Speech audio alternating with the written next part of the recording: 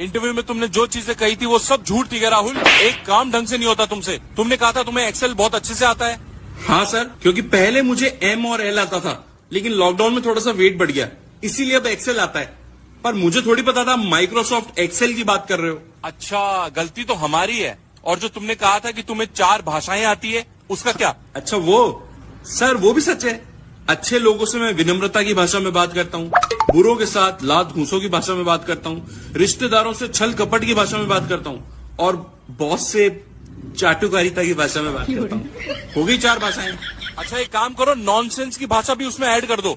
और पिछले 5 साल की नौकरी में तुमने जो 7 साल का एक्सपीरियंस दिखा रखा है, उसका क्या जवाब है तुम्हारे पास? ओवर टाइम सर, मैंने ओवर टाइम भी किया था ना, इसीलिए। आज मुझे पहली बार ये रियलाइज हुआ है कि AI can not replace humans. इतनी बेवकूफी वाली बात इंसान ही कर सकते हैं।